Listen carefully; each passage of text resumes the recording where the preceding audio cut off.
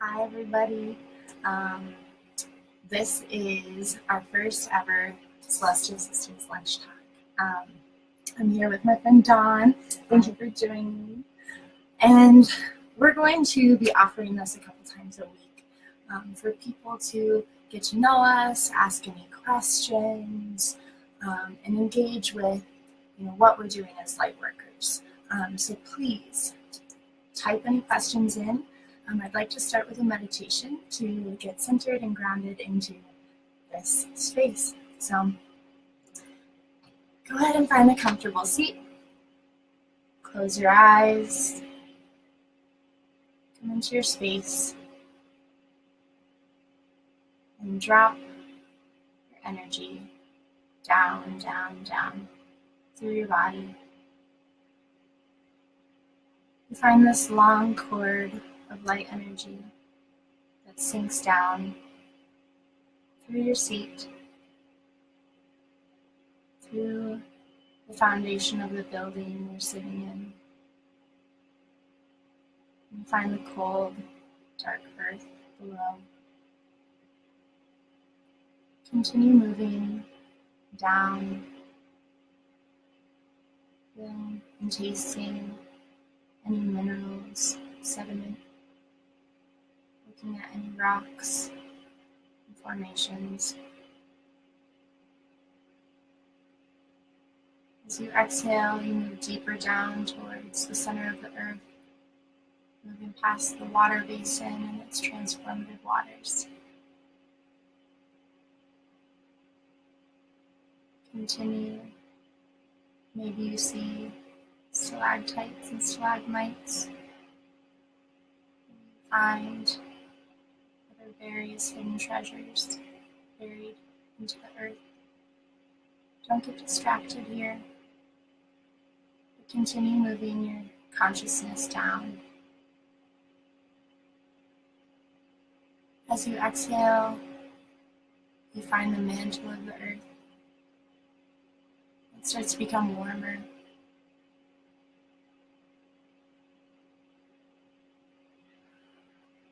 You continue reaching towards the heartbeat of the Mother Earth. As you begin to reach her core, you feel her heartbeat, and you are nestled inside her space.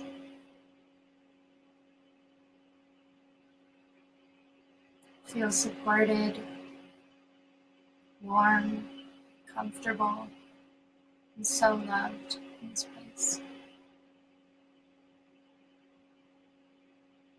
Your cord of energy lines the core of the earth. And on your inhale, you rise back up, continuing outward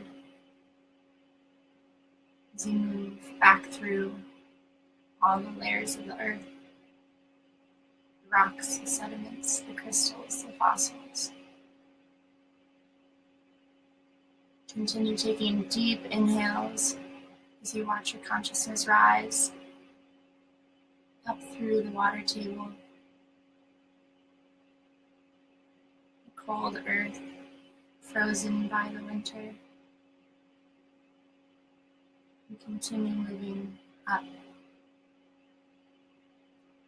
till you reach the foundation of your building. On your next deep inhale, this cord of energy reconnects with your tailbone. And it moves up your spine and the color red appears.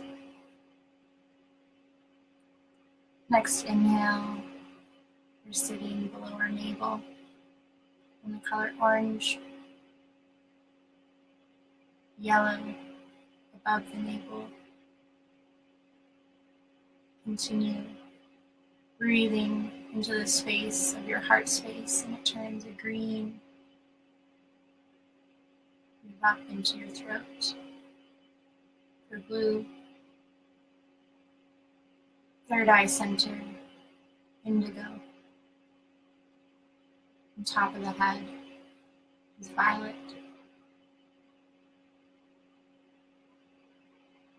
On your next breath, to create a sphere of light above your head.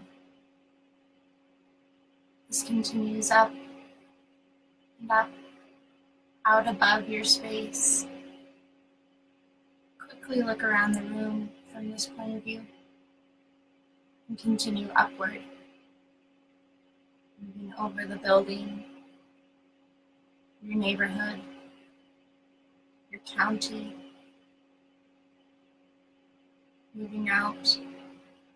Farther and farther away from the surface of the earth, you rise,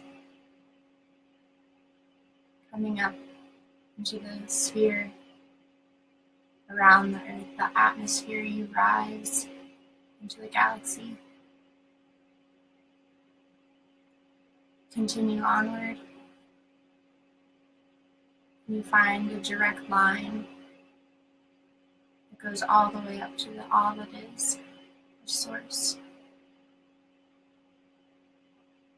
Don't get distracted by anything. Not the dark lights or the white lights. Just continue upward.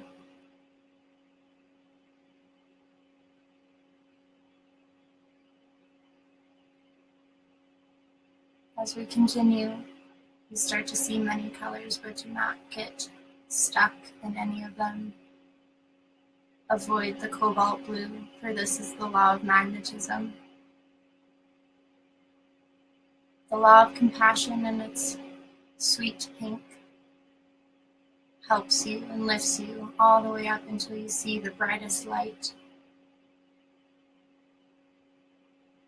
You walk through into this light and you have connected with source energy and the creator of all that is.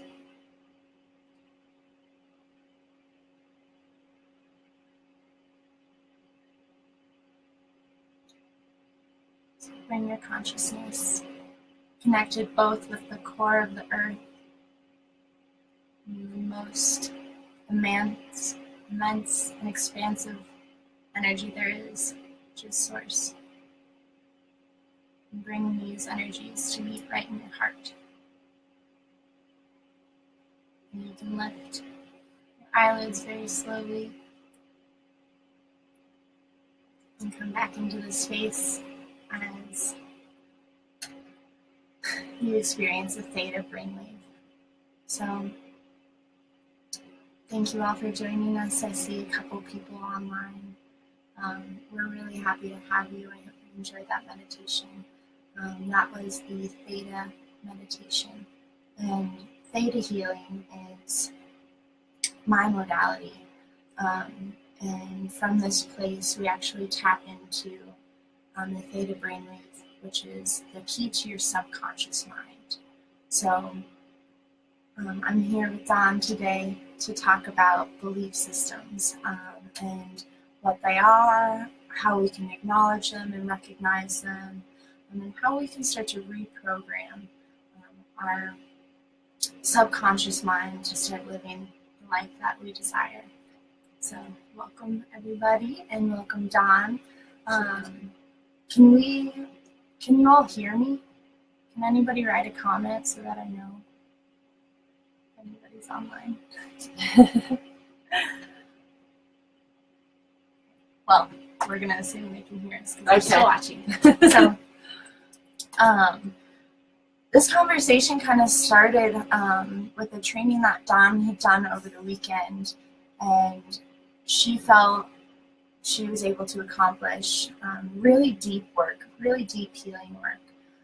Can you speak a little to that? So it was really interesting, the workshop that I did this past weekend, because I kind of, I do so many trainings all the time, and I'm always wondering, like, am I getting to the core of my issues? When I feel like I have a moment where I have to really, really connect to my journey and understand, like, where's my path? Am I still on the same path?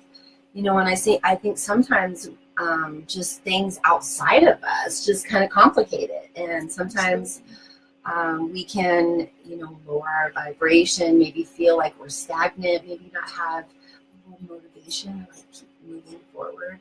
And so, you know, even energy workers, we do have that same type of process in our lives. You know, I think it's good for us to understand like our path and know that every time that we are working on ourselves and making ourselves better, we're actually making the whole collective better. And so I think that that's the blessing in all of it, really, you know?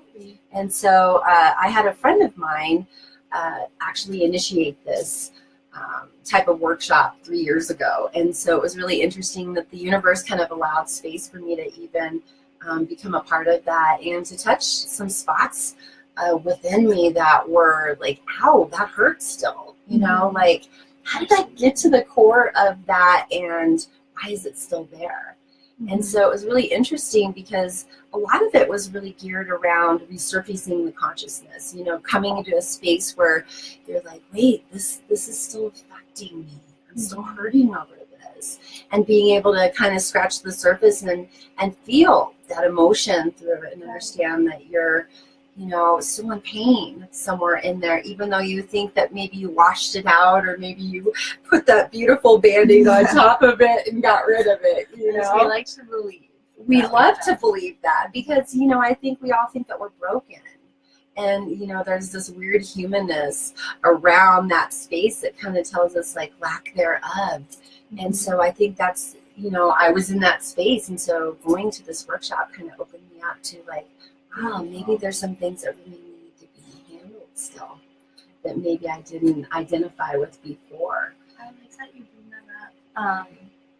Sorry, something that just kind of popped into my head was this feeling of inadequacy and how we constantly dim our lights to feel like everybody else because everybody is broken, everybody's struggling in some way.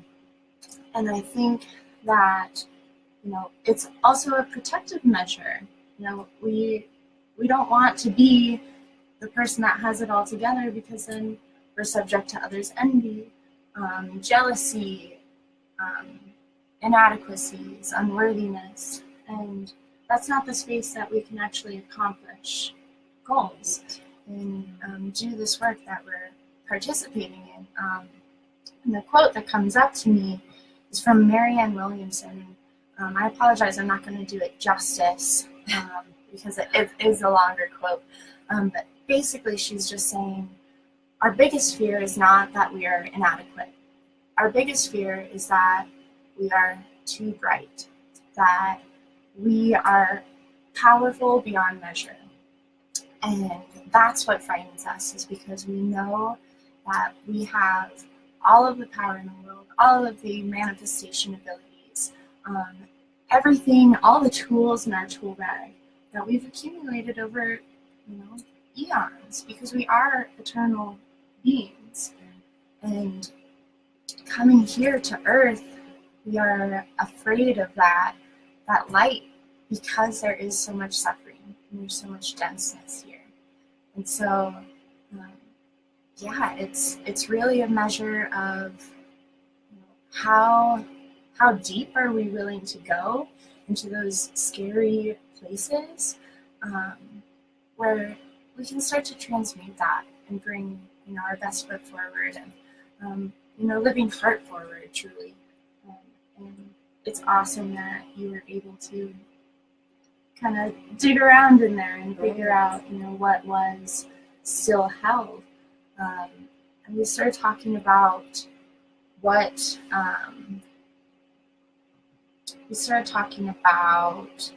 how that serves us. So how did you feel that you were served by what you were able to release? Or can you speak to that? I can. You know, here's something that really came up that was really interesting with all of it, was that it was really about my belief system. You know, it was definitely about, you know, something so simple even as to, you know, we had this conversation earlier about like when your mother, you know, is, when you're a young kid and your mom's cooking food and you know, you get close to her and you're like, hi mom, you know, just inquisitive to what she's doing.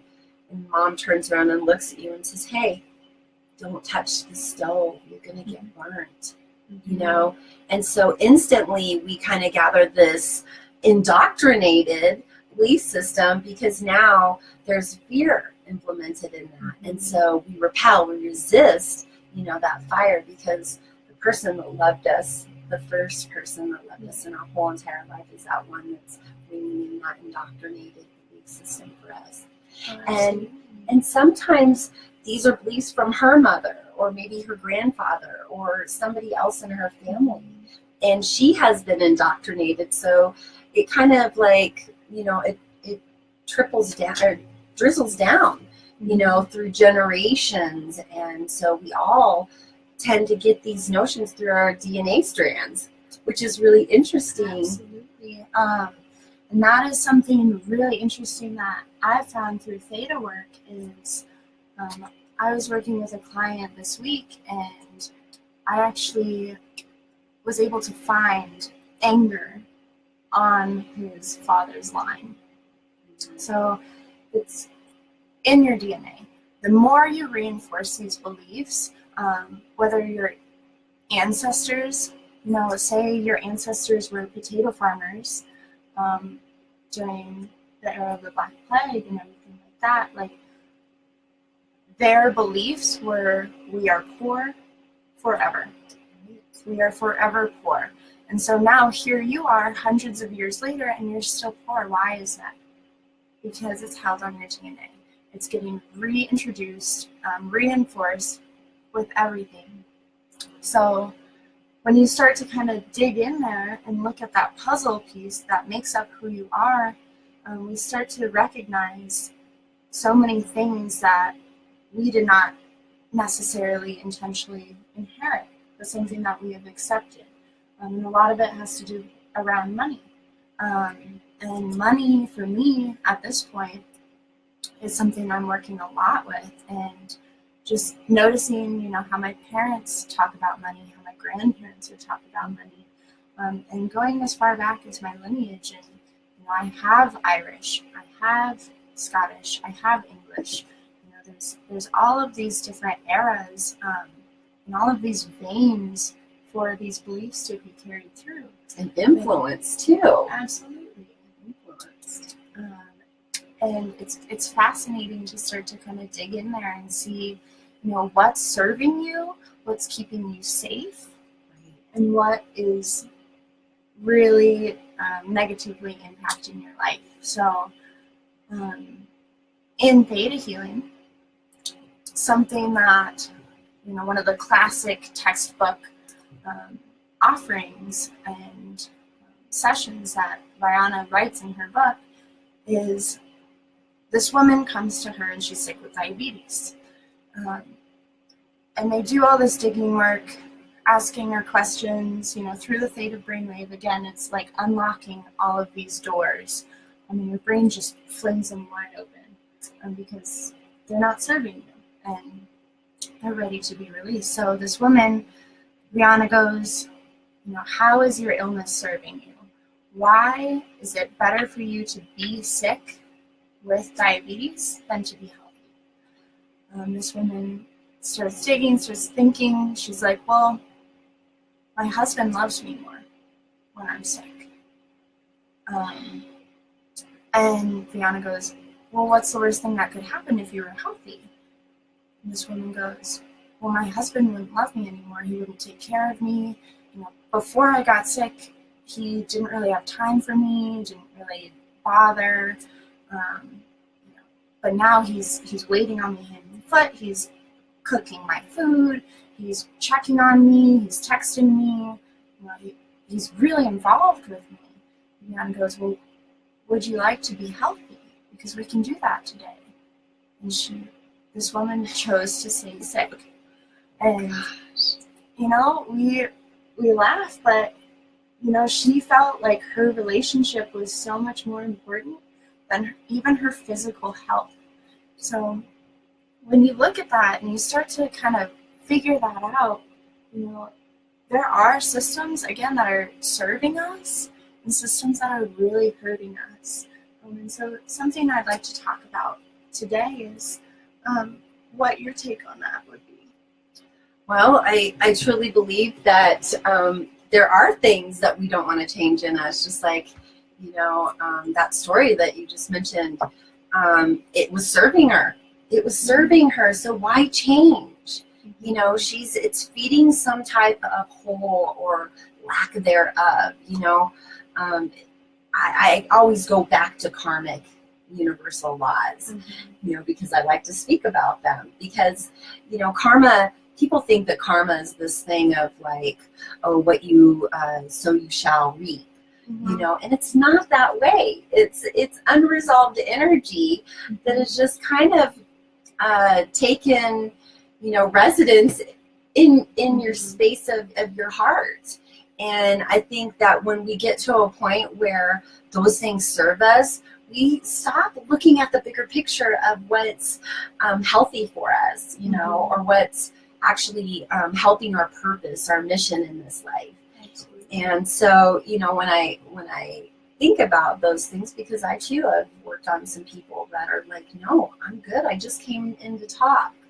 And I'm thinking to myself, well, what's benefiting this person in this space right now? Is there something that I can maybe allow them to be aware of, or acknowledge some space within them that maybe they need to direct that healing towards? And a lot of times they're like, no, I'm good. I just came to talk.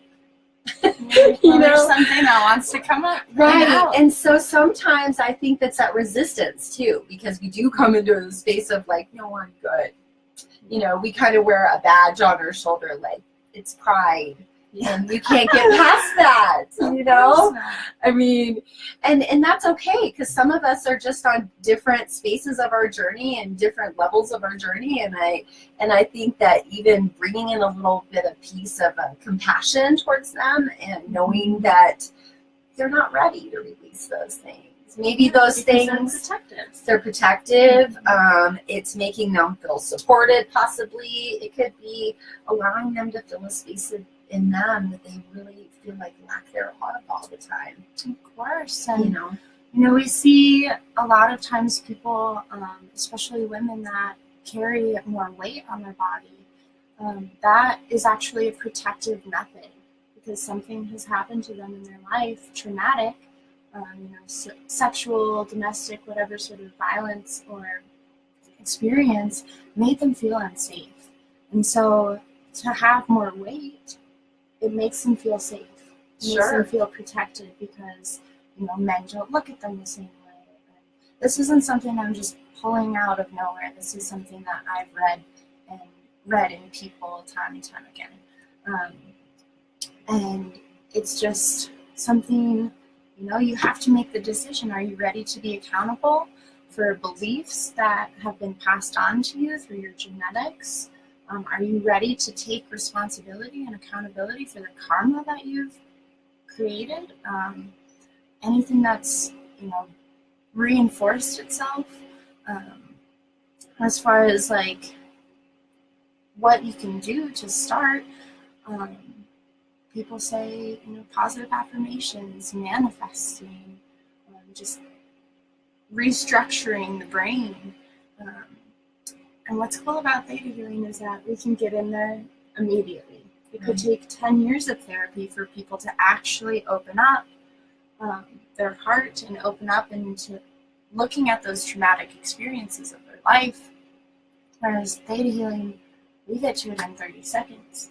Right. And you also have the ability to come in and pull that, I say, non-subservient emotion and lift that off their blueprint. I mean, how wonderful can that be, right? I mean, to be able to acknowledge it like, hey, this is, okay, we need to come into this space here, and we need to lift that and allow that person to have a little bit of serenity and some peace in their lives. And it can be that small. I mean, people think that, energy work, we come in and we just overhaul you, and then, we take you back to a space and try to redevelop you. Well, we do, but this is your acknowledgement. This is your journey. I think ready to accomplish. Right, whatever you're ready to accept or accomplish or take accountability for. I think that's the positiveness in that. And also, I mean, we all have ailments. I mean, every morning, you know, there's a lot of us that wake up in the morning and go, ah, my neck hurts. Oh, my body hurts. And I think it's really important for us to understand that, like, you can take care of yourself in a preventative way before the neck hurts or before you become, you know, have all these, out of alignment. Right, totally out of alignment. And so people just, I think they listen to their bodies when, you know, ouch, this hurts. And then that's when they bring their awareness to that spot, and then they're willing, like, oh, we need to fix it. Yeah. Well, let's prevent those things from happening and kind of connecting with ourselves and coming deep in, you know. And then also connecting with your truth, because you have to get to a space where you're okay with you. You know, no matter what you look like, no matter your body shape, your religious beliefs, whatever, you know, comes into your realm as far as, you know, I say the admittance of I am person, you know, and come into that space first.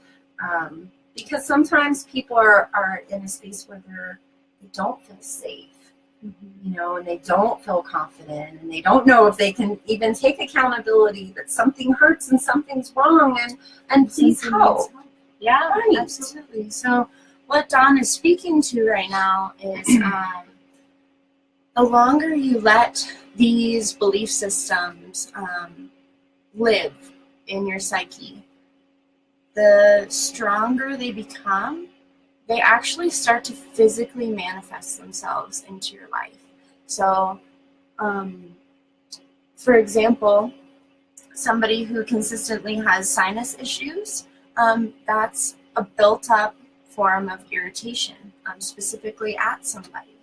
I've been looking into all sorts of diseases, and ALS, Lou Gehrig's disease, really comes from a lot of pent-up resentment from a spouse or a loved one, somebody that is actually too overbearing or too controlling on their life. So they lose control of their body because they believe that somebody else is in control. So they lose control of their bodies. You know, the kidneys and the adrenals. If you continuously hold on to resentments, that's not flushing, you know, those negative energies through. And that's when you can start to develop a kidney infection, or something, you know, going on in your adrenals, your thyroids, because your body is trying to flush out the negative emotion. And it's just getting stuck and reinforced. So, well, and also our kidney is actually where we hold our anger, you know, and I also believe that, you know, our intestinal tract is another place. You know, if you've ever thought of like somebody that's very prideful or somebody that's like, oh, I got it together, you know, they're just pushing everything down, and then they wonder why they're having intestinal issues or they're having stomach problems.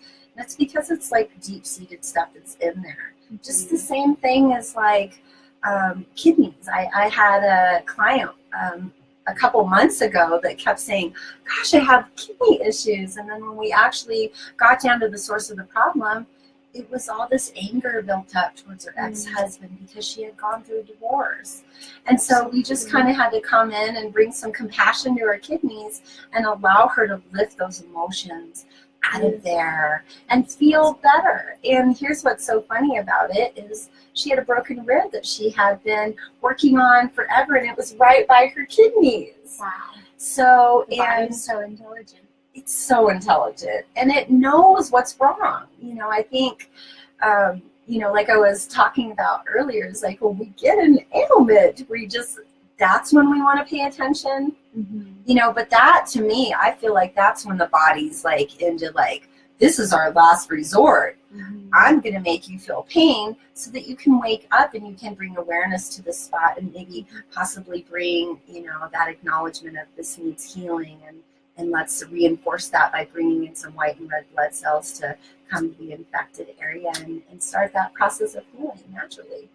You know, so it's interesting. And, you know, a lot of the things in my work that I get the chance to is understand theories that are even based outside of the normal in the box, ideas of how to take care of your body and how to be compassionate and, do some self-healing every single day. And I think if you're in a space where you're having some pains, maybe you're depressed, maybe you have, you wake up in the morning, you're like, I don't want to go to work. I have no motivation for anything.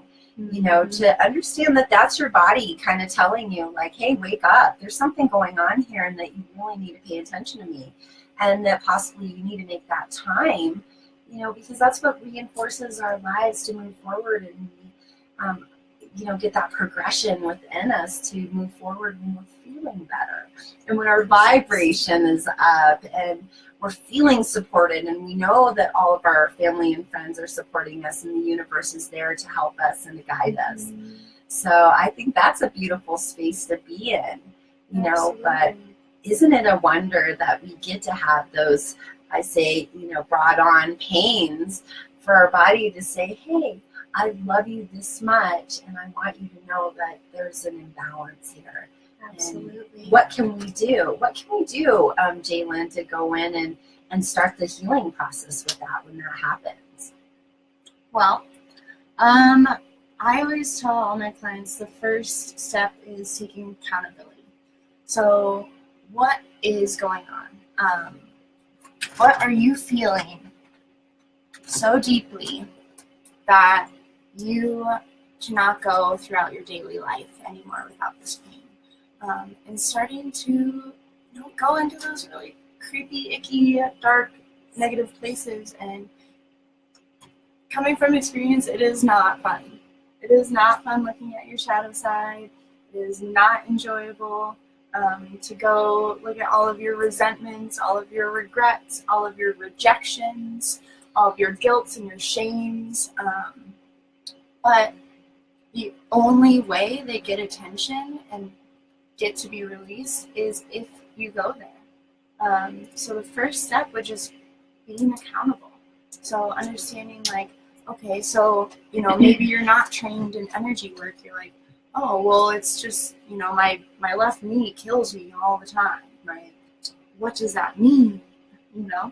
But then you can kind of start to work backwards and think, okay, so when did this start hurting me? What was going on in my life? Okay, so maybe I slipped on the ice and, that doesn't have anything to do with my, hating my, grandfather or whatever, Sure. Like that doesn't have anything to do with it. But if you stop and you take a couple breaths and you look inside, you start to kind of trace this origin of where it started. So, okay, well, yeah, when I slipped on the ice, I was just moving too fast. I got really angry. I was frustrated. I was running behind. My kids were taking forever. Spilled coffee on myself, whatever. So you think back to that day and what was going on in that day, and it was because you were rushing. And so the reason I brought up knees is because knees are your ability to move forward. And sometimes we can find injuries when we're moving too fast. And we don't have that ability to stop, be present with ourselves, present with our emotions. And then all of a sudden you slip on the ice and you hurt your knee. And that is something, and you're still trying to keep going faster and faster and faster. And you're like, oh, but my knee, Right. And that's a physical embodiment of your body telling you to slow down. So when we get sick, what is that? We don't have to be sick. Our body has all of the abilities to fight infection, fight illness, and all of this stuff, but we are weakened when we have these beliefs that are working against us. It does. It totally resonates with me, but here's the thing about it. I have a book called 1,000 Origins and their emotional components to diseases and ailments and stuff. And what's interesting is that you brought, the knee thing, because walking 1 foot forward, it's also a resistance to authority. So that's, Yeah, and so if we don't have progression in our lives and we're not bringing our one step forward, we're in resistance to something outside ourselves, I believe, you know, but it's good to come in within. And, you know, I think some people feel a resistance towards, like, you know, I tell a lot of people to meditate, you know, come within, come meet yourself, like, understand how powerful you are. You're a star in the sky. Why don't you want to shine like that? You know, and there's resistance. I mean, maybe this person was told by a parent or a friend that, wow, you're just so pretty. And maybe they felt threatened by that.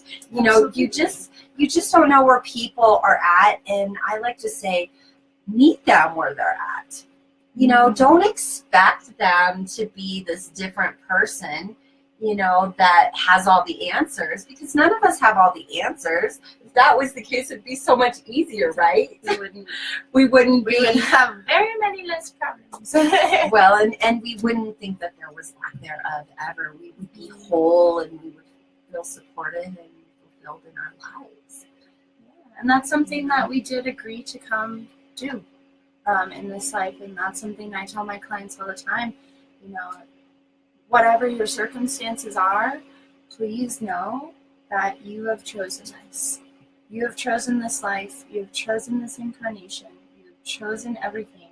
And that is really hard to tell people that are not ready to accept. You know, if somebody is very, very ill, you know, say they have stage 4, stage 5 cancer or something like that. Like, well, what do you mean I agreed to this pain? What do you mean that I agreed to leave my family behind and all of this stuff? It's because you agreed to learn earthly lessons. Yeah. And they are dense and they are difficult and they are hard, but it's, again, coming back around to that karma. That is what we are here to release and resolve from all of our genetic lineage, our past lives, and just the collective consciousness in general. This time is extremely important because of the potency of this energy. That's why all of us, at least like in the last year, been feeling that have energy. been feeling that. Yeah, we're all cleaning out a lot, and I have not talked to a single person that has not gone through something that has almost broken them.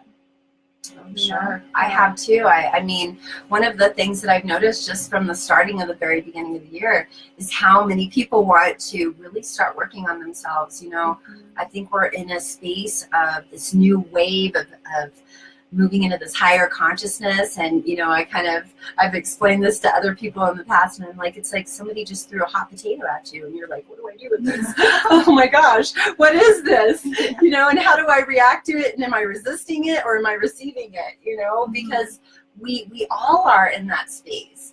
And, you know, over the last few months and all these transitional super moons and Mercury retrogrades at the end of last year and all this energy, yeah, we're riding high on this roller coaster wave. And a lot of us are not sure if we can get off the ride or not. Absolutely. You know, to ground and to continue to be in a better space of healing for ourselves. So, you know, when a client calls me and says, hey, I need to make an appointment with you because I don't know what's going on, or maybe I had a dream that just didn't sit right with me. You know, I like to take them back to themselves, you know. A lot of times this energy work that we're doing, you know, sometimes I feel like I'm gaining a lot myself, you know, because I feel like when we're in that etheric realm of healing, you know, you're giving to me, I'm receiving, and I'm giving to you, and you're receiving. And it's this perfect union of healing in that space. Because we are one. We We're are. We're connected in As this soon weird, as you see funny way. as soon as you see that, life becomes a lot more beautiful. It does. You know, I feel the same way when I'm you know, talking to clients. I'm seeing all of these things like that kind of resonate with me too, and you know, that's just the perfection of the universe, kind of like bumping into each other. Right. You know, all these little Yeah. beings going around doing seemingly their own thing are really extremely connected. And at this point, I was wondering if there's any questions from any of our viewers. If anybody would like to bring something to the table. Also, if you can hear us okay. I never received any feedback on that.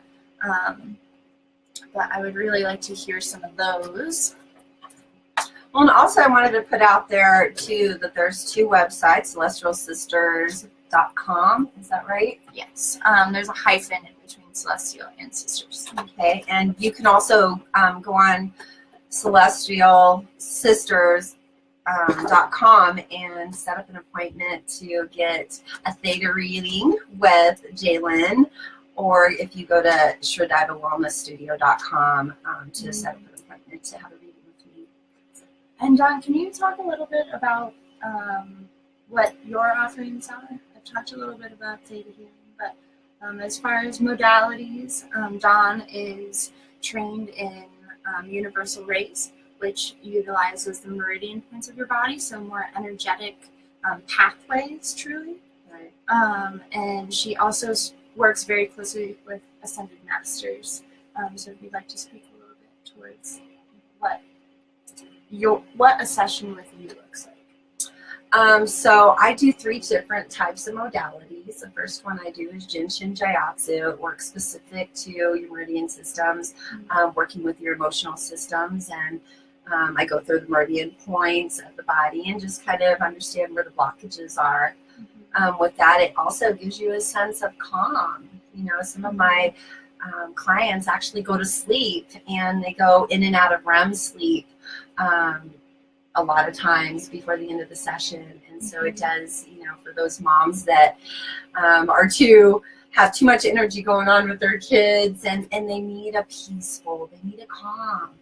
You know, I think it's really good to have that energy work and just clear out those blockages and, you know, allow them to really implement some good healing in them. The second modality that I do is integrated energy therapy, and a lot of people that I talk to about that always laugh at me because I channel angels. You know, we have that assistance around us all the time. These Absolutely. Angels watch over us, and, you know, people feel threatened by them. Like, oh my gosh, there's someone there and I can't see it. Big Brother's watching? No, it's Sure. non-judgmental. Right. I think that's very clear. Right. And something that always needs to be clarified is that your guidance is completely benevolent. It is. And, you know, you have so much support in the universe. You know, if you are sitting at home alone, like screaming to the universe, there's somebody Listening on your shoulder. There's somebody with you. There's somebody, but you have to open up, and you have to trust, and you have to listen. And I think it's beautiful that, you know, you encourage people to encounter these beings and allow their guidance. Well, and if you really just see us for what we truly look like, we have 12 energetic bodies that are connected to us all the time. And, you know, when, you know, I go to certain workshops and stuff, I always love it when people understand, like, how big are you? You know, think about that. Every single body you have is at least 6 to 10 feet wide. Okay. And we have 12 of these. So what are we walking around with all the time, you know? And when people ask me, like, explain what that would look like. Well, think about like almost a football field or a little bit bigger than that. That's how big you are. So why are we trying to shrink ourselves? I think it's this humanness that comes in that really, you know, makes us identify with the material world so much that we lose that time and space within our own universal nature. You know, I think that we forget where we came from, or at least some of us don't really even initiate, like, why do I feel like this? Why am I having all these things happen? But, you know, here's what's really interesting too is just like our angels are with us all the time, and they actually initiate us to really take that vantage point of healing for ourselves. You know, maybe something conspired in the same situation all over again. We didn't learn the first time. So sometimes I think those angels kind of pull us in and say, hey, you might want to re-identify this, or go in and explore it a little bit more and see like why this is going on, or why you keep repeating the same belief system patterns, and so I think that that's really good for us to connect with them so that they can assist us in our healing. Absolutely. And it's funny, people say, wow, you believe in ghosts, like angels or ghosts or demons. I've heard, even people say that, and I say, well, actually, if you think about your most best friend in the whole world that would just be inspired by you and love you and just want to be with you all the time, that's what your angels look like. And they're with you always. And they're not the only ones working on you all day long. You have this entourage of ascended masters that comes in and says, hey, we got to deal with this right now. And so you don't have the opportunity. Right, exactly. And I think that's when they really come in and they reinforce that healing with us and allow us to take residence in that space in our lives so that we can push forward towards our own authentic journey and really come into our higher self. Absolutely. I mean, we have the heart chakra here, and then we have the thymus chakra, which is our high heart. No one ever talks about it. Like, it's there always. And then we also have this other, I say, identifying factor that's called our higher self. So we have the present self here, and then we have the self up here that only acknowledges all the best things about us and the goodness within us. And that higher self wants us to push forward. It's like the cheerleader in the background going, yay, you can still do this, and you can create so much goodness within yourself if you just tap into that. And then I think also that the higher self really works in relation with source and the divine. That's the divine self of ourselves that we hardly ever acknowledge. Absolutely. And it's a powerful tool for us to be able to use to know that we have higher parts of ourselves that don't drop their vibration or frequency and that are resonant within our soul. So I have a question for you. Sure. How can we know /see/ be aware of when our higher selves or our angels are around? What are some of the things that they do physically for us to engage with them? For me, I'm very connected with animal totems. Anytime, pretty much once a day.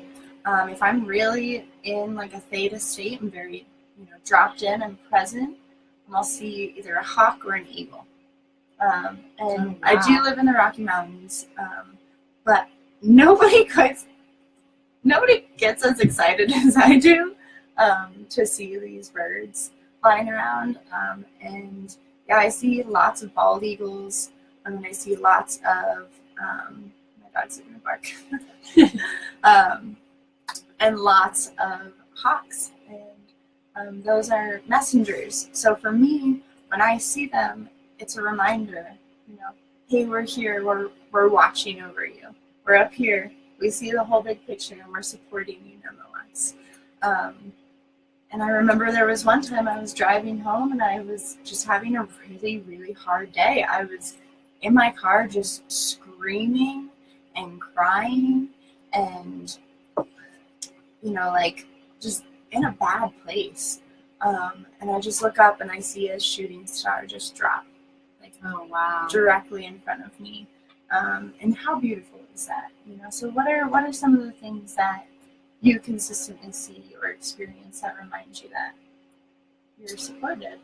Well, I'm like you in that sense. I am an animal lover, and I really feel like it's important for us to know that when you're, anywhere in this existence, that when an animal does creep into your life and it's a non-domesticated animal, I think it's important for us to know that there's a lesson there and that they come in to bring that lesson to us.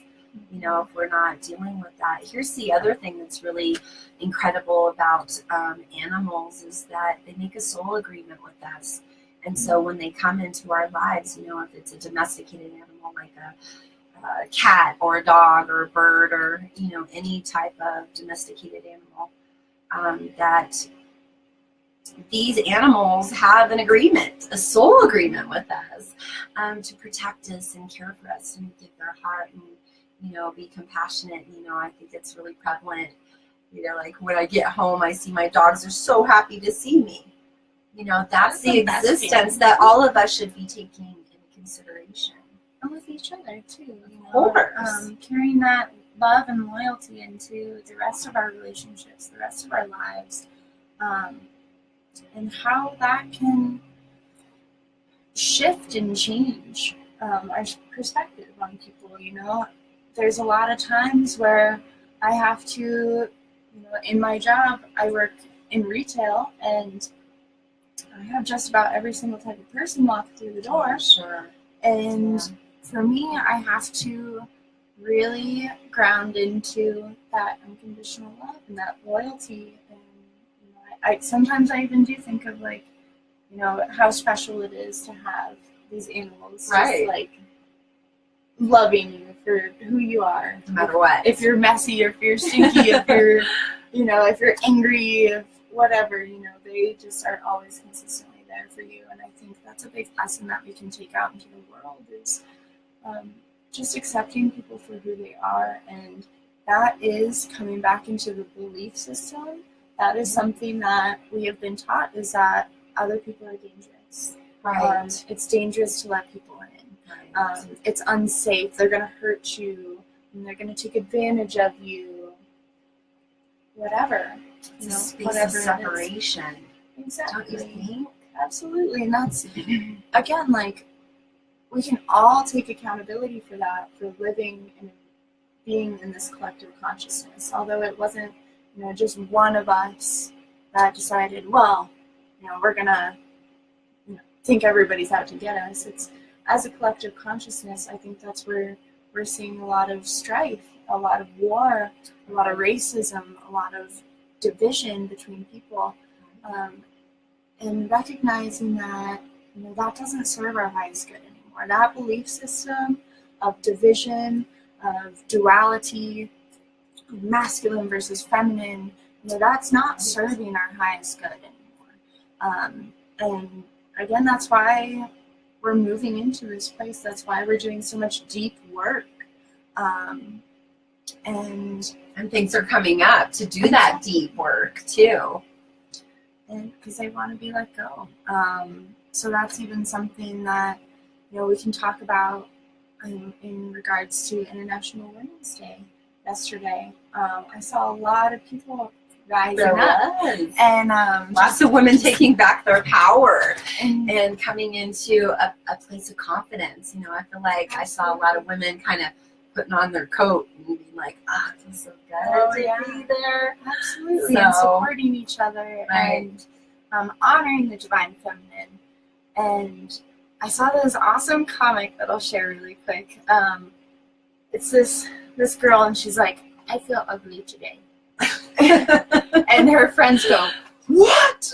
Like, all of her female friends go, what? You're a goddess. You're beautiful. You smell like flowers. Like, all of it. Right. And it just, like, made me laugh, because at the very last comic, you know, she goes, I am a goddess. Because, you know, that's where we're moving. You know, that's the entire point of Celestial Sisters. Right. Celestial Sisters, it's not exclusive to women. It's really harnessing the energy of the sisterhood, the divine feminine, where we're all held. And there is a space for the divine masculine. Absolutely. But what I felt was really prevalent at the time when I created this business was embodying and empowering the feminine energy. And that energy is the support.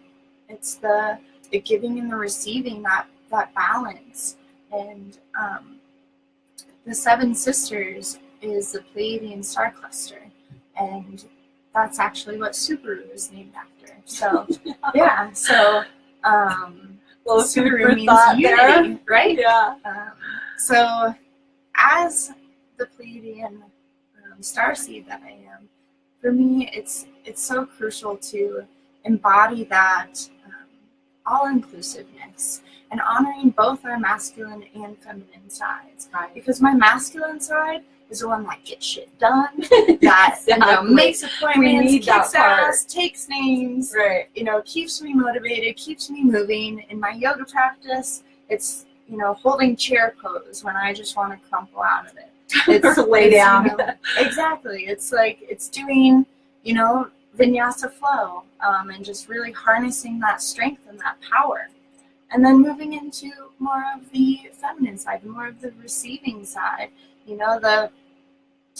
the full expansion, I like to say it's kind of the bowl that holds the transformation waters.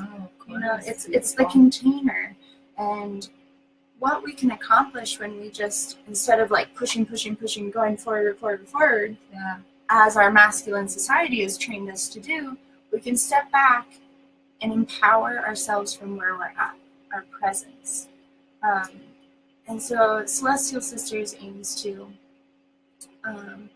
create this team, this network of men and women that are willing to step into more of this intuitive, nurturing, creative aspects of themselves, so that we can all live in a better world. I mean, who doesn't want to live in a better world? Right. Well, and that's, at the end of the day, that's what we're really after in all of our lives. I think that's why we have those ailments, why we have those feelings, why, the collective, I say everyone involved is feeling this energy right now, and it's taking space in our lives and making us understand our gifts and where we come from and where we need to be. Where we're going, and that is ascension, and that is, once again, that's why we're releasing so much, is to come into this place of embodiment, of balance, and understanding like humanity has not been served in the highest and best way for a very long time, and that's just part of evolution. So I like to attribute it to the chakras, the energetic centers in our bodies. So the root chakra is where humanity started. It started creation. Mm-hmm. It's creation. It's survival. It's safety. It's procreation. It's very instinctual, and it's very earth-based. And deliberate. That's a great word. And then we ascended into the sacral chakra, which is this place of creativity, free thought, love, sexuality. Exactly. All of these feminine aspects of water. And you look back in history, and that was the time of the goddess, where the goddess was just revered. And then within the last few hundred years, or maybe 1,000 years, we moved up into the solar plexus chakra, the chakra of fire. This fire center is the masculine center in our body. It's our core. It's our strength, what holds us together, what drives us. All of your intestines, everything regarding that. So this is action, deliberate action, progression, fire, movement, understanding too, because I think that the solar plexus really kind of allows us to meet ourselves in a different space than we know ourselves to be. Absolutely. And that's, so we've been in this space of the patriarchy for a long time, because we're learning how to be powerful. Right. And at this point, it's not serving us anymore, because we understand that we've taken it too far. Well, we've separated so much that we don't understand the collective of that oneness that we're supposed to be feeling those higher energies through, and that's why I say, it comes down to awareness. I feel like one of the biggest progressions for us here is that awareness of like this being that I am, this vehicle that I'm driving, because I feel like the heart is your center spot, moving into the heart chakra. That's the driver. That's the driver. That's where we bring forth love, we bring forth power, truth is in our heart, connection. Absolutely. That's why this is so crucial. It is. Because that's where we're going. Right. And, I think for us to understand that, yes, there's things going on in the world, things are going to be. They just are. But if we take residence in our own heart and we decide that we are going to go forward in truth and acknowledging our higher self and our divineness and our connection to source, I think that that's when the things of the world kind of fall away and that they don't take so much importance. I had a friend yesterday tell me this. She said, Dawn, have you seen the paper lately? Do you know what's going on in the world? And I said, no, not really. I don't really watch the news. I don't watch local TV, and I hardly ever read the newspaper. And she says, well, don't you feel like, aren't you kind of scared that you don't know? And I said, well, sometimes what we don't know can't hurt us. And I feel like that space is more contained in our truth. You can be of the world if you want to. If you want to be all these material things, you want to be outside yourself, it's going to take a long journey to get back to yourself, in that space. The farther you go, the farther you have to come back. Right. It's almost like a boomerang effect. What you're throwing out, you're coming back with. So, it's interesting that.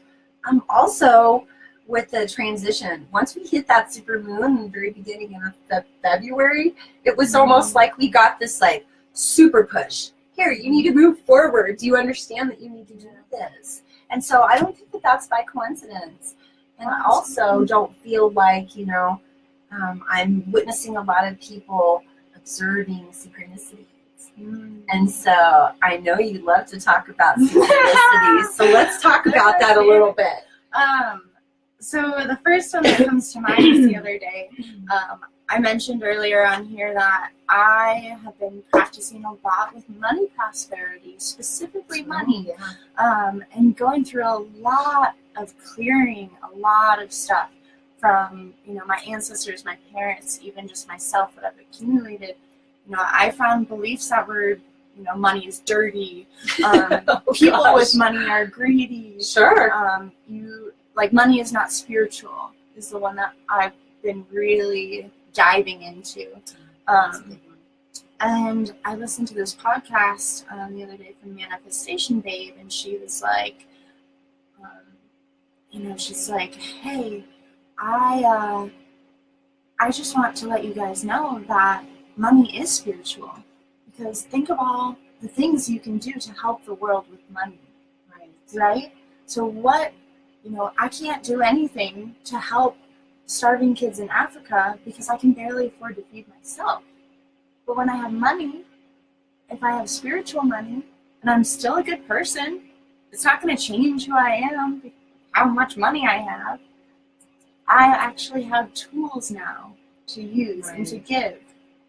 So a fun thing that happened to me this week was I was at work, and I was outside talking to a friend, and all of a sudden I see $1 on the ground. $1! It's like a celebration. I stopped my conversation, interrupted her. I'm like, $1! Thank you! And I picked up this dollar. She kind of laughed at me. She's like, and okay, you're weird. And then, we finish. I'm like, thank you, universe.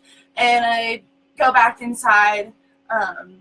The next customer that comes in says, that small girl, she just said she found $1.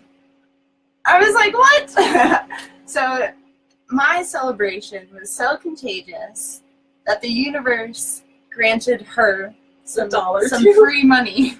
Wow. Isn't that fun? That is synchronicity at its finest, right? Absolutely. So that's something that I love to remind people, whether it's a penny or, $1 or a quarter or whatever, it's free money from the universe that just kind of plops into your lap. It's free abundance. You know, I didn't have to do anything to receive that dollar. Right. You know, I'm sorry if it fell out of somebody's pocket, but it was abandoned as far as I had seen. Well, and you know, yeah, that's like, you know, I stopped judging myself and shaming myself for being excited about money, and more money is flowing.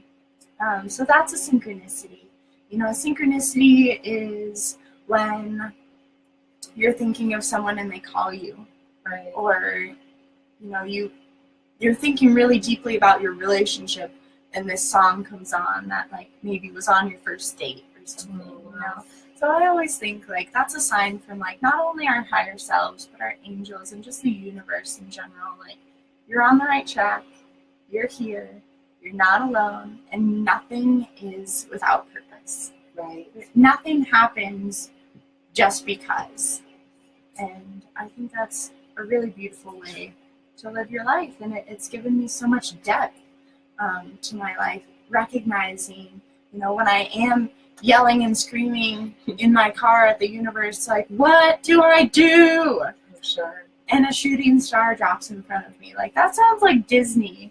You know, but it's not true. Perfect. But it's not. Well, that's not perfect, really. I mean, we are walking around Disneyland. Mm-hmm. I mean, if you really, really come down to the point of all of this, is like a lot of times, even those belief systems are making us like float through life like everything's so perfect, and it should be that way, right? Mm-hmm. So some of those belief systems we should attach to and really allow that to kind of further our abilities to be in a higher vibration of space, you know. But wouldn't it be nice if we were like on a Disney, you know, roller coaster ride every single day, and that when we got off that roller coaster ride, that this exciting life that we're supposed to be so happy about is happy and is exciting and it is purposeful, and that there's no lack thereof, that we're whole and complete and supported, like you said, by the universe, and that all is well in our world and all will be well. You know, I think even with the synchronicities, we do gain that understanding. Look at Gaia. So some little puppy love. Anybody want to send some hearts to Gaia? She'll take them gladly. Yeah. And so, you know, even in this transition that we're going through and just trying to identify our purpose here and why? Like, why are we here? Because if we go in and we do some soul searching, we do some meditations, really try to get to the core of those, you know, things within our consciousness that we don't really see in our frontal lobe so much.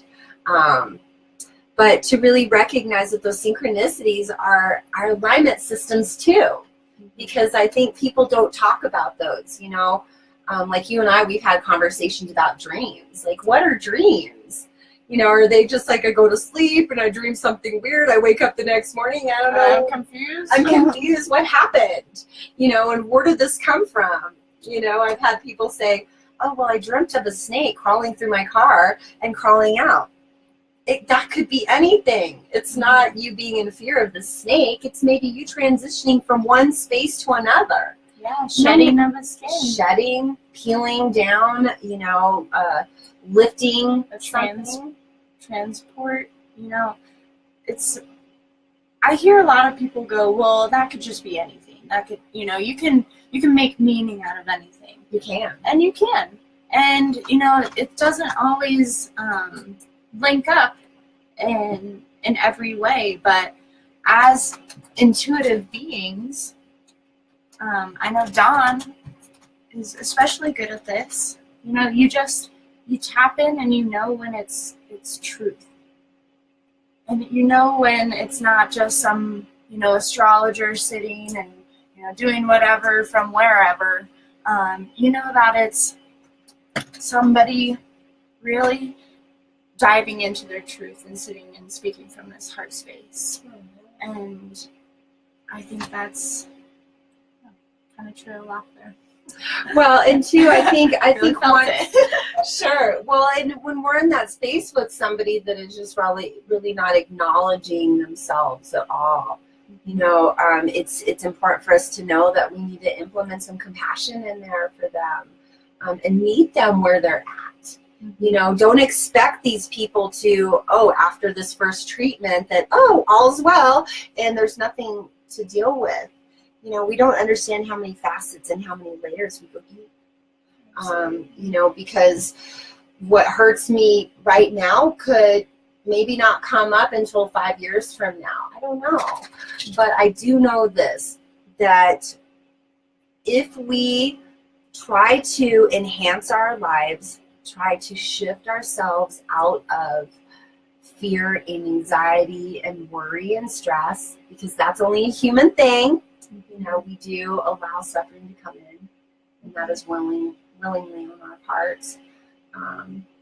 That we're bettering ourselves, we're bettering everyone too. You know, not just me, I'm doing the work on me, and I'm just going to be the only one to benefit here. That's that connection that we talk about in synchronicity. That synchronicity identifies what are those, you know, from point A to point B, or connecting the dots, right? Because it is kind of connecting the dots, because you're like, wow, this evolved from this to move into this other space, you know, and also really taking into consideration that it's almost like being in a team place, you know, like we're all a team, so let's fight for the team, right? But we're not. I'm like over here in my team, and you're in your team, and she's in her team. And how can we connect? Because we're disassociated from each other. We don't understand ourselves as being fully and deeply and utterly connected in that space. So when we start to connect, you know, and even when we have clients that come in and they start to connect, or we start to connect with them, they're like, wait, you touched my feelers. What happened? Ow, that hurts. Like, you know, and it's like this threatening motion, this resistance, even within themselves. And, you know, we're just the facilitators. We're in there trying to say, okay, here, let me bring you to your truth. Let's go this way. Don't go this way, but let's go this way. You know, and then they're like, I didn't want that road. I wanted this other road over here on the side that looked better and had flowers. Not the jagged road that you told me is going to be hard, and maybe I'm going to suffer a little bit. You know, and there is that resistance towards us doing that. But if we just come into terms with the fact that we are not small, that we're large, that possibly we might have sparklies all over us, and that we're so incredibly luminescent to the rest of the universe that maybe the universe is saying to us, why do you try to dim? Why are you dimming your beautiful, incredible, large, expansive light? Like, why do you not care about yourself enough to let yourself fully shine? Because that's what we're doing. That's what we're doing every day. And once we transition through this experience of a higher collective, a higher consciousness, we do get scared. And we do like, I'm not gonna be so shiny today. You know, let me hide over here in this dimness, and you come find me and pull me out, and then we'll both sparkle together, right? So that's what we need to be doing. That's where the space that we need to be creating with each other. You know, I mean, how lovely would it be if we were so connected that, you know, you woke up one day and said, Sally really needs my help. I better call her because I feel her and something's wrong. You know, it's like a chain effect. It's this big chain that has all these links. And then at some point, maybe one of the links was a little looser and not as tight as the other ones. And that's where we come in with the tool to clamp it a little bit to make it tighter. Exactly. And then we look at the whole piece of that connection, and now it sparkles. So, you know, I think that's where we need to identify with others and really create those connections. And understand that we're here in support of each other. You know, this separation, this disconnectedness is really outside of ourselves. This is not a true nature for the universe. The universe doesn't even understand that form, right? Yeah, this connection, and I love that. I love what you just said. I'm just absorbing it right now, honestly. Just super beautiful. And, you know, I really want to continue doing this and offering these types of talks to people to, start to encourage that connection. Please connect with us. Dawn is tagged in this video. If you feel called, please get in contact with Dawn. She's an incredible intuitive, beautiful empath, very dear friend of mine. And if you feel called, to work with either of us, we are so available and so open. And at service, we're at service, because that's where we take residence, with our lives. And yeah, we'd like to have our bills paid, but at the end of the day, what the whole mission is for us is how do we allow ourselves to bring the rest of everyone up with us, to strengthen that link in the chain that's part of all of us, Yeah, and then, here giving yourself selflessly in a better light, in a better space.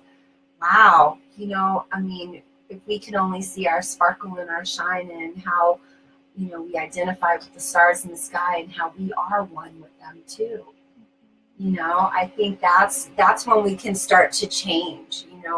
I have a friend that every time I go to her house, she has this little thing that says, be the change you want to see in the world. Well, Gandhi. And if I do that, you do that, and we start this chain effect, and we start to acknowledge our existence as being one whole space, and knowing that when we love ourselves, we love others, and that's where the healing starts. That's where we make the most, I say, progression in our lives towards a better world. One of my students a couple weeks ago, she gave me this really silly magnet, and it says, do things others say cannot be done. And she said, I think that's you. And I'm like, well, it could be, but it could be you too, because you gave it to me. And she said, I never even thought of that. That's so silly and funny, but and that's what I'm saying, is like that we're so connected in that why would you want to be separate? Why would you want to be the link in the chain that's not as tight? Dial that stuff down. Find out what's going on in other people's lives. Really, really start to gain those connections so that we can let go of the separation. The separation is what's killing us. Separation is what the universe is trying to come in and say, hey, no. You're not separate. Stop this. This is nonsense. Come in as a collective. Come in as one unconditional love being. So that's what we are. We're one unconditional love being, right? And so, yeah, I think just allowing that repetitive form to just keep bringing that awareness to us that we are creating all this separateness, and like you said before, like, that's power. If you take a group of people and you give them that seed of thought that says, okay, we're going to separate the group. We're just going to split in half. What happens to the group? There's less force. There's less ideas. We are separate because now there's two groups instead of one. And that's what we've been doing all along, is we've been separating ourselves into these cliquey groups. When, I'm sorry, but you're part of that cliquey group, whether you're in the cliquey group or not, right? So that's what I'm saying. It's just this misconception of separation that really, really makes us feel ungrounded in a space that we can't heal. You can't heal if I'm separating from you, because I'm part of you and you're part of me. And why would I want to feel threatened by you or be separate from you when I love you and you love me? And we're all working for the same thing. That's exactly what one love means. Right. Bob Marley knew it. Right. And get an understanding of that, didn't he? Exactly. And that's, we are one race. We are the human race. And we cannot continue on this path of destruction and separation, because our earth is dying. Our people are dying. people that have the wrong intentions are coming into places of great power. And, you know, because we're seeing them as separate still, that's where they're gaining more power. Right. Because they're, oh, I'm above you, I'm more powerful than you. Where indeed, we all have the same capacity for our power. Well, and that's also another dialect of separation. You know, knowing that somebody's higher than the other. We're all the same. We all bleed the same. You know, we all breathe the same. We eat the same. We all sleep.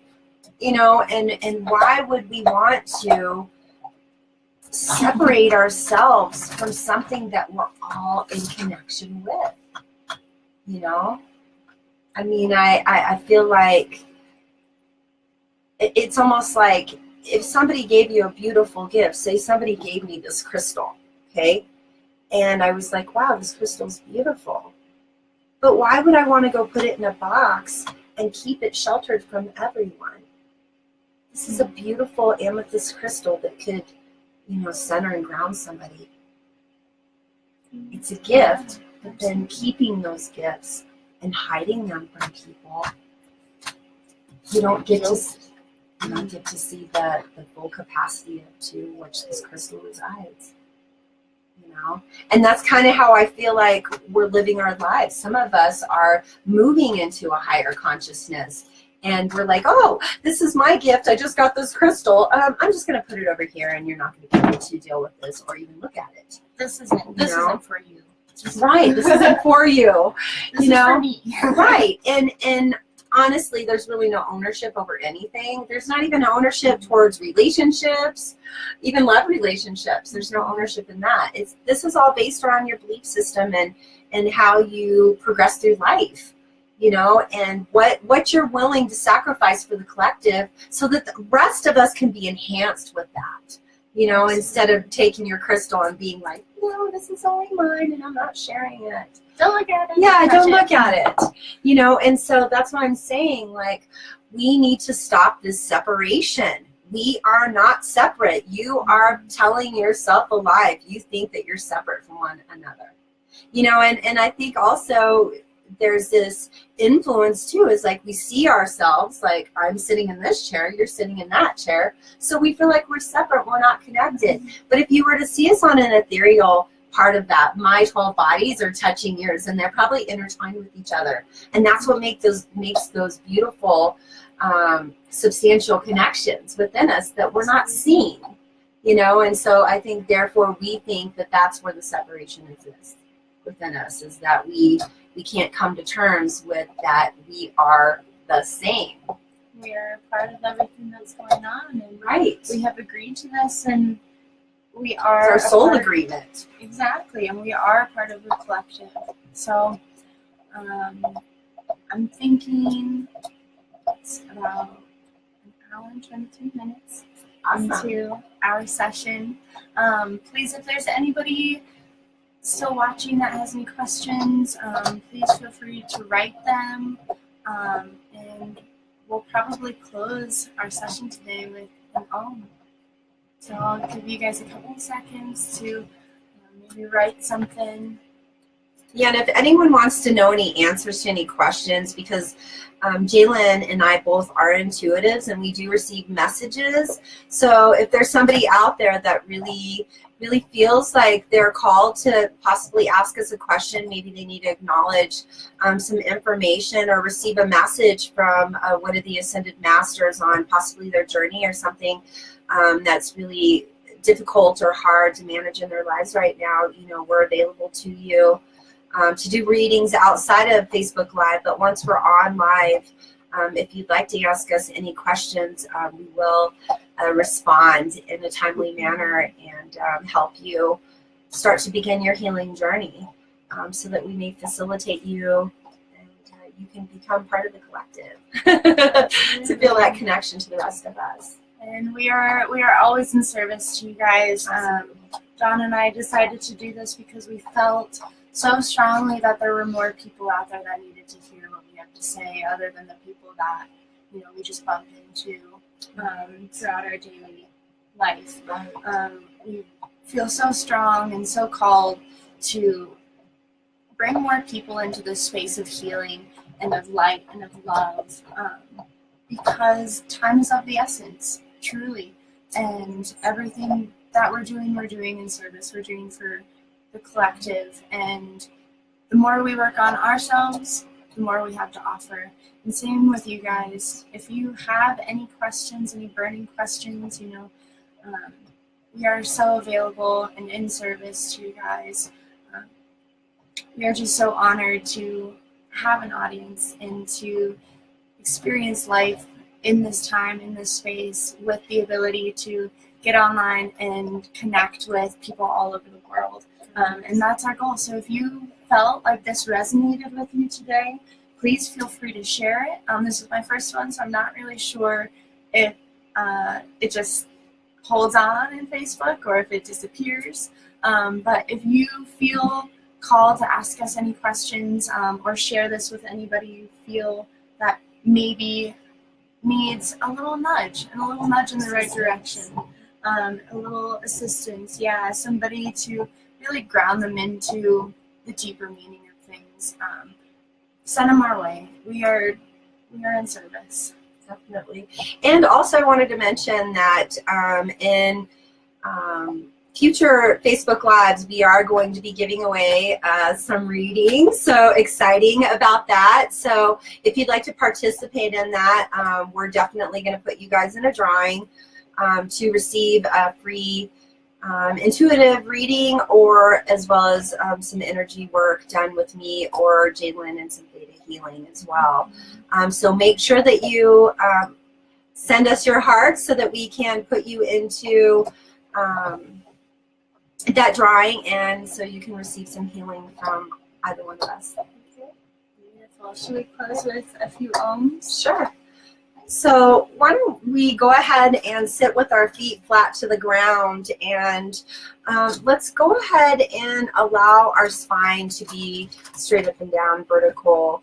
And let's close our eyes, taking a couple deep breaths into the space and understanding that we are a part of this collective, that the space that we reside in is in a space of love, unconditional love for us and for others, and that when we implement that compassion towards ourselves, that others receive it energetically, and so that really enhances us and allows us to really be one with each other. Okay, so let's go ahead and move our awareness into the base of our spine, and let's try to bring a blue luminescent light into that base of your spine, and imagine that light being a spiral and opening up the center of our spinal cord and really creating some expansiveness and opening our channel of our spine, and really allowing some of those emotional blueprints to be lifted away in the space as we move through the Om sound and we try to transition our vibration into a higher space. Let's understand that we are one with the universe, and that we are worthy, and that we all are gods and goddesses, and we do allow ourselves to bounce back and forth, all of us, male and female, to move into those feminine energies, as well as loving those masculine energies within us that seem to not serve us, because those are the lessons, those are the spaces in which we do gather healing. So let's go ahead and move our awareness into that space and start to see that spiral of luminescent blue, luminescent iridescent light that's channeling all the way up through the base of the spine, moving through all the chakras to the back of the base of the head, up to the top of the crown chakra.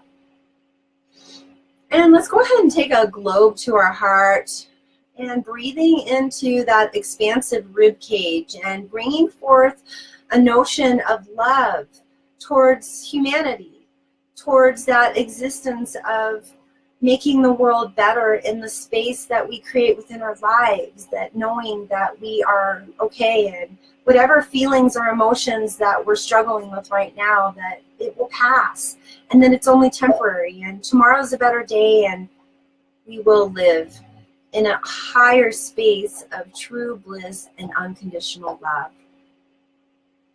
So taking one more full, deep, complete breath, let's allow Jalen to guide us into our Oms. Okay, deep breath in.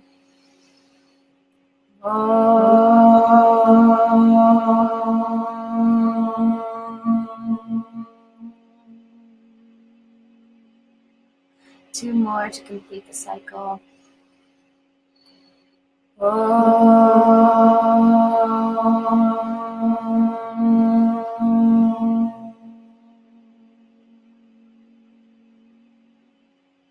Into the rest of the breath, inhale deeply.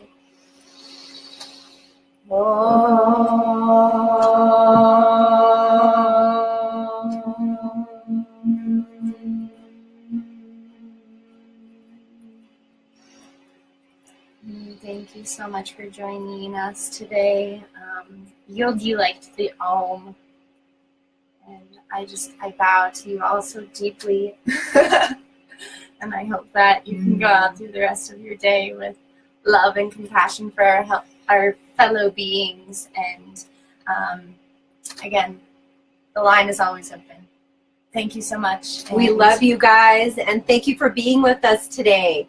We've really enjoyed your presence and your connection to us and furthering our mission on gaining that connection and resisting the separation to which this world places us in. So thank you for being with us today, and love and light to you all. And as always, namaste. Namaste. Namaste.